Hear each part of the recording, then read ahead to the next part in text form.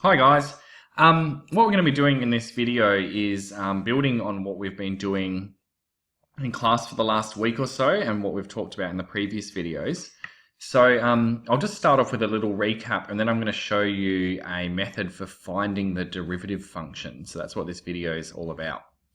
So just to recap, let's say we've got this graph here that I'm going to call f of x. So we've plotted y equals f of x. So we're saying that the y coordinate on this graph is given by a function f of the x coordinate.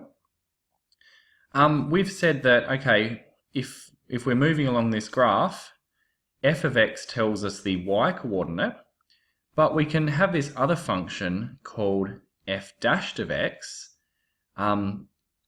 which tells us the gradient, and we call that the derivative. So f dash of x is the derivative or the gradient at x.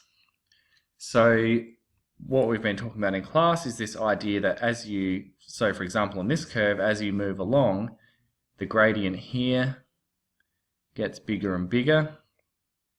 And if you want to know the gradient at, say, a specific point here, you can use this function f dashed of x to calculate that gradient at any point on the line.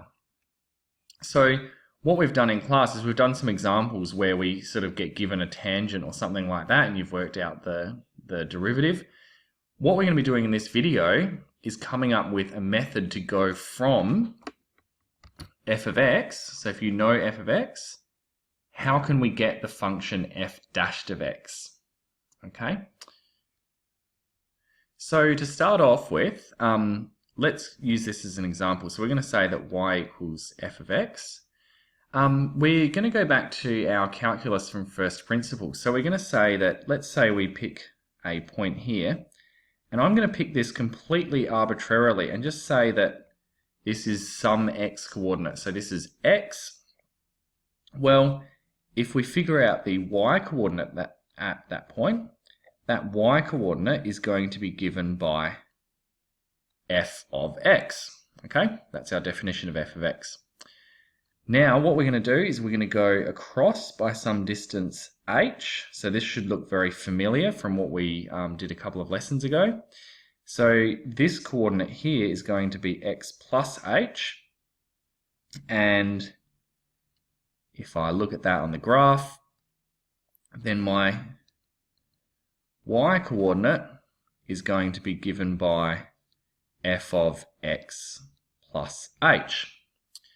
So then I'm going to say that the gradient between these 2 points, so if I pick those 2 points, the gradient is going to be the rise over the run. And the rise, so the difference in the y values, is going to be f of x plus h, take f of x. And the run, the difference in the x coordinates, is going to be h. So that's the rise over the run. Okay, that's all we've done there. And then what we did in class was we said, okay, well, if you make h smaller and smaller and smaller and get these points to be closer and closer and closer and closer and closer together, then this gradient actually tells you the gradient at that point x.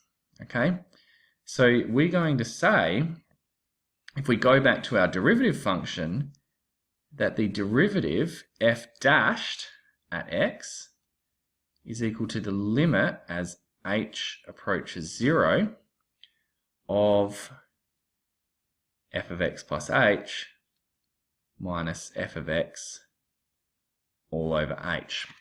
And this is actually true for all x coordinates. So this is very, very similar to the function that we've looked at before, but here we've got x here instead of a. Okay, it's the same formula, but we're just doing it for all x coordinates. Okay, so I'm going to do an example. So in the example, we're going to use this actual curve that I've drawn here. And this curve is for f of x equals x squared. Okay, so this is our example. So how do we start off? Well, first of all, we know what f of x is. That's fine. What I'm going to do is I'm going to find f of x plus h. So remember, if I look back at my function f of x tells me to square x. So whatever is in these brackets over this side is what's going to be substituted for x over here. So if I want to do f of x plus h, instead of x, I'm going to write x plus h. And then I'm going to square it. So basically, it's exactly the same thing. What's in the brackets over here is being squared. Okay, so this is going back to what we've learned about functions.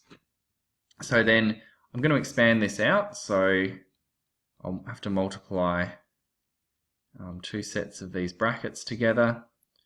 I'll just come over here to give myself some room. So if I multiply out this bracket, I get x squared plus hx plus hx plus h squared, which is x squared plus 2hx plus h squared.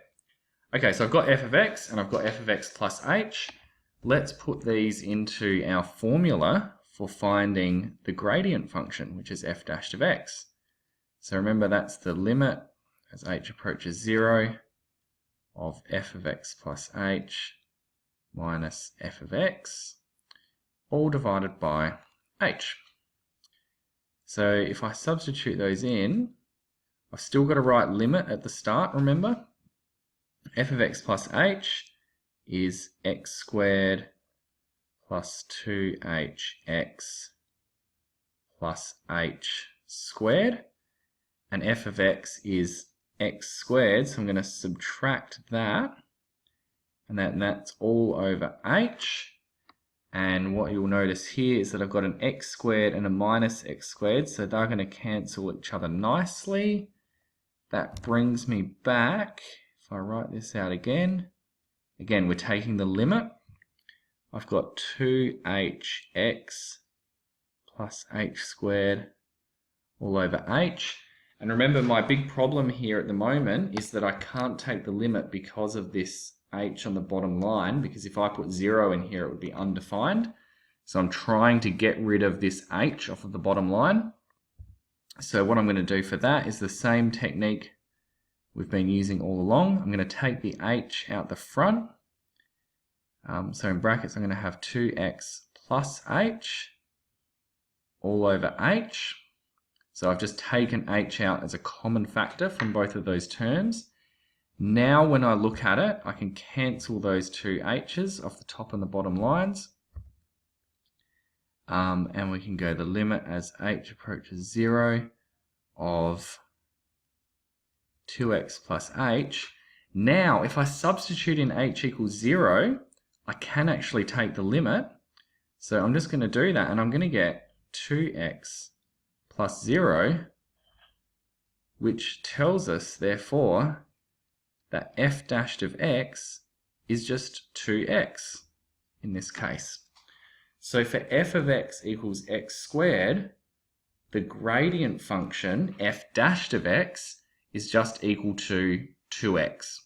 And I've used that by going back to that fundamental theorem of calculus where I've taken the limit. And I've gone through that process, but instead of using an actual number for x, I've just left it as x. And so when I get to my final answer, it's in terms of x, but that's okay because we're actually trying to find a function of x. Okay? So I hope that's been helpful. We're going to be doing some very similar problems to this next week, so I hope you watch this before Monday's lesson. Thank you very much for watching.